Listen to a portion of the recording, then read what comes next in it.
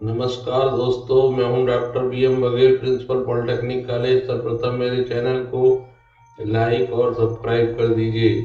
दोस्तों, आज हमने बहुत ही शानदार कंपनी BASF इंडिया लिमिटेड को चुना है।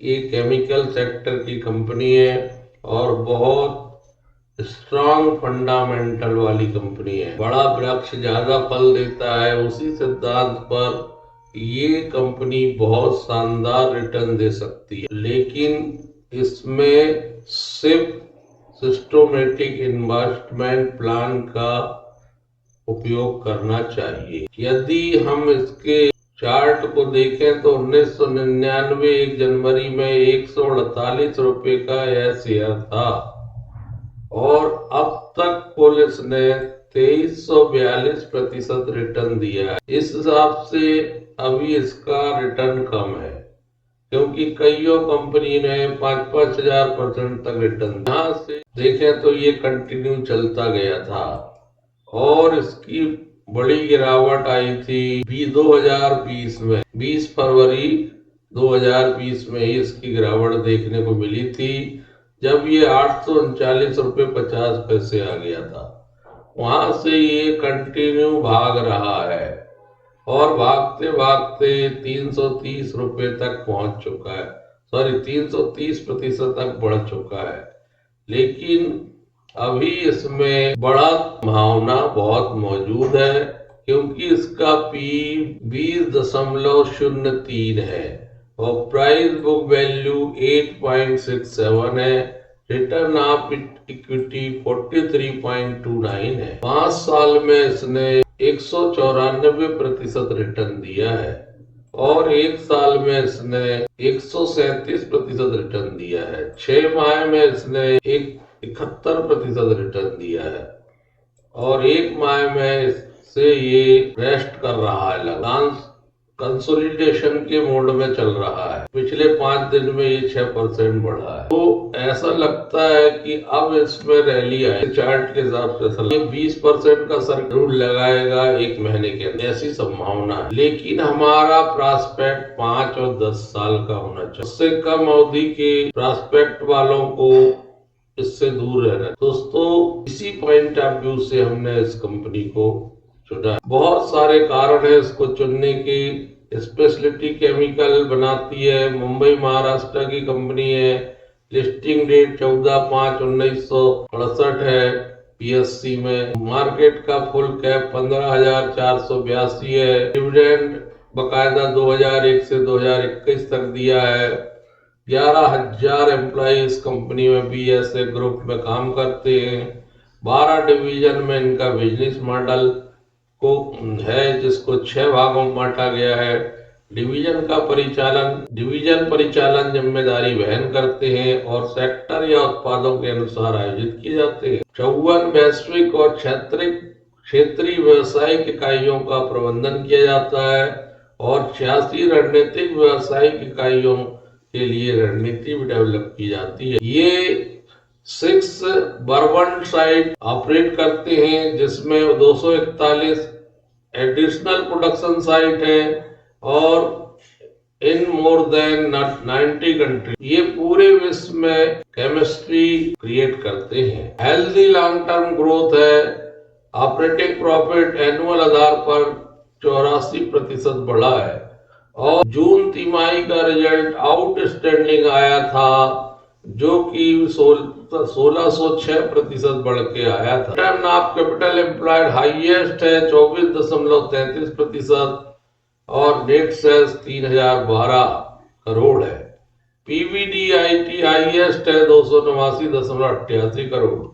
टेक्निकली बुलिश रेंज में चल रहा है और 25.44 की रिटर्न ऑफ इक्विटी के साथ प्राइस बुक वैल्यू से बहुत ज्यादा अट्रैक्टिव वैल्यूएशन प्रतीत होता है। तो दोस्तों, BASF इंडिया एक फ्लैगशिप कंपनी है BASF ग्रुप की, इंडिया की, जो कि 1943 में बनी। पहले इसका नाम आर्य कोल प्राइवेट लिमिटेड था, फिर चेंज करके इंडोप्लास्ट लिमिटेड किया गया 1963 में, फिर चेंज करके वर्तमान नाम कंपनी को मिला सितंबर 1967 में। और company BSF India leading international company है केमिकल के क्षेत्र में। कंपनी के पास 11 डिवीजन है, ग्रुप है और 6 सेगमेंट में ये काम करती है, जिसमें पहला सेगमेंट केमिकल है, दूसरा मटेरियल है, तीसरा इंडस्ट्रियल सॉल्यूशन है, चौथा सरफेस टेक्नोलॉजी है, पांचवा न्यूट्रिशन एंड केयर है, छठवा जो है एग्रीकल्चर सॉल्यूशन है। दोस्तों, जो केमिकल सेगमेंट है वो पेट्रोकेमिकल्स और इंटरमीडिएट डिवीजन को मिलके बना है। पेट्रोकेमिकल में पोर्टफोलियो इनका high quality basic chemical and speciality chemical tailored to the need of internal and external customer की आवश्यकता के अनुसार बनाते हैं, जिसमें dispersions, paint, coating, plastic, insulating material और हाइजीन प्रोडक्ट शामिल है।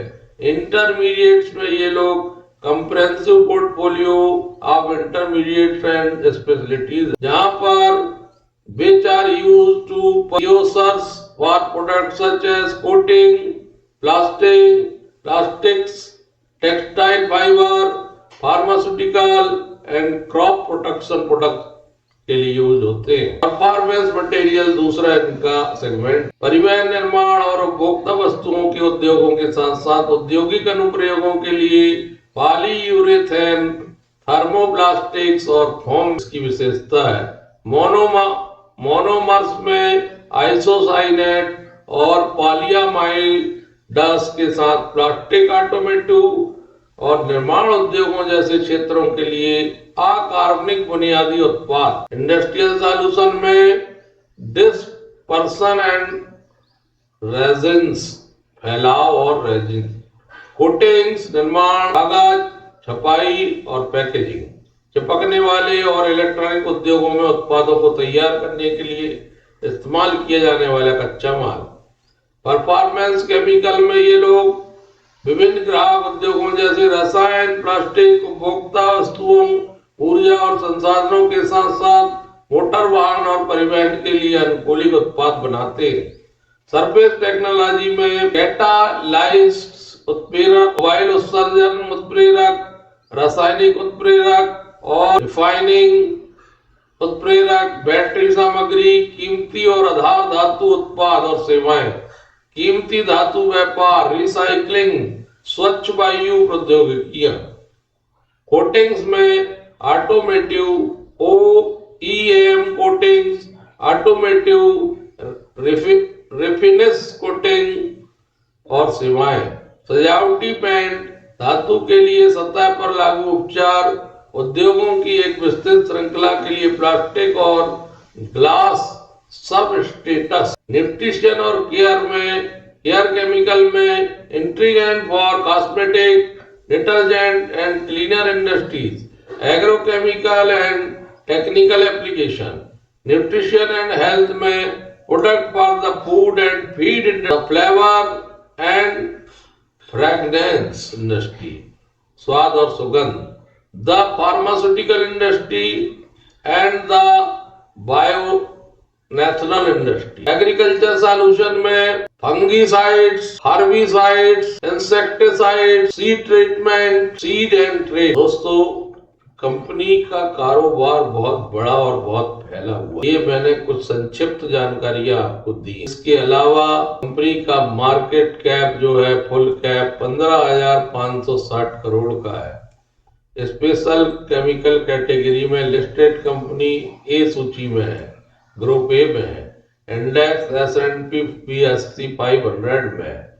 52 वीक हाई 3,926, 52 वीक लो 1,319। दोस्तों, कंपनी के जून तिमाही के रिजल्ट की बात करें तो जून तिमाही के रिजल्ट में रेवेन्यू फ्रॉम ऑपरेशन आई है 3,012.92 करोड़, मार्च में थी 2,805 करोड़ और जून में थी 1769 करोड़। दोस्तों PBT profit before tax 248 crore का आया है, जो मार्च में 149 करोड़ का था, और जून में माइनस में 37.80 करोड़। दोस्तों प्रॉफिट आफ्टर टैक्स की बात करें, नेट प्रॉफिट की 197 करोड़ आया है, जो मार्च में 55.81 करोड़ था, और जून में माइनस में 29.15 करोड़ माइनस में था। ईपीएस की बात करें तो 45.60 रुपए,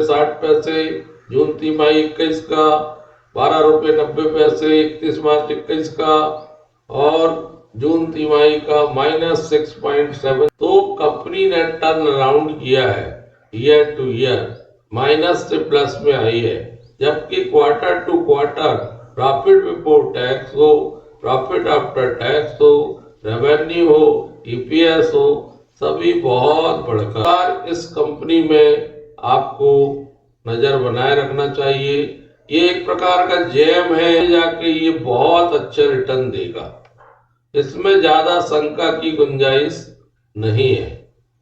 बस इसमें धीरज की आवश्यकता है, धैर्य की आवश्यकता है, और सिप मोड में अपनाने की आवश्यकता है। दोस्तों ये बहुत ही बेहतरीन स्टॉक है। बहुत सारे स्टॉक मैंने देखे, लेकिन ये स्टॉक मुझे कंपैरेटिव ठीक लगता है। प्रमोटर की हिस्सेदारी का चार्ट आपके सामने दिया हुआ है, इसमें प्रमोटर का हिस्सा काफी बड़ा है, 73.33% हिस्सा खुद ने रखा है। FII 1.97 है, DII 5.59 है, और पब्लिक 19.1% है, अदर्स 0.01% है। प्रमोटर होल्डिंग ये बताती है कि कंपनी में प्रमोटर को बहुत विश्वास है। आप देख सकते हैं होल्डिंग कंटिन्यू रिमेन बनी हुई है, कोई उसमें परिवर्तन नहीं आया है। दोस्तों ये तो आपने एनुअल आधार पर देख चुके हैं। प्रति वर्ष ये यहां से अगर लाइन की चीज है, प्रति वर्ष 2017 से लेके 2021 तक लगातार रेवेन्यू बढ़ता चला जा रहा है। 20 दिन की एवरेज डिलीवरी 41.61 है, 20 दिन की एवरेज वॉल्यूम 59,793, बीटा 0.81 का है, और TTM-P 20.12 है। सेक्टर पी ज्यादा चल रहा है, जबकि इसका पी कम चल रहा है। रखने के बारे में सोचते हैं तो this stock is very good, one of the good company है, और लोगों की जीवन की आवश्यकताओं की चीजें बनाती है। धन्यवाद।